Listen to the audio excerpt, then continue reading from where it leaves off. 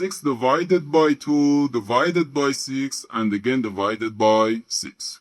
6 divided by 2 gives us 3. And here we have 6 divided by 6, which equals 1. So we have 3 divided by 1, which gives us 3. But this answer is not correct, because according to the order of operations, when we have more than one division in an expression, we have to work from left to right. So here, first we have to do this division, then this division, and finally this division. If we do this division before this division, it is wrong.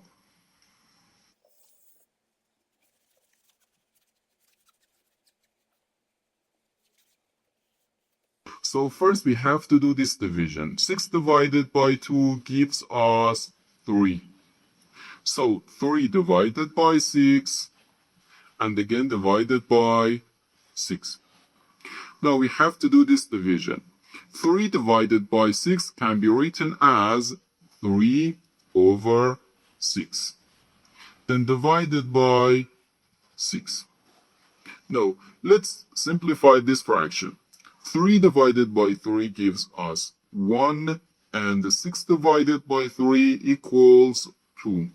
So we have 1 over 2 divided by 6. According to the KCF rule, K stands for keep, C stands for change, and F stands for Philip. We can write keep the first fraction, change division to multiplication, and flip the second fraction.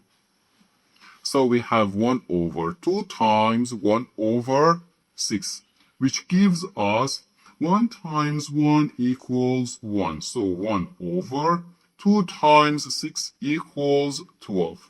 So we have 1 over 12. And this is our final answer to this problem. The correct answer is 1 over 12.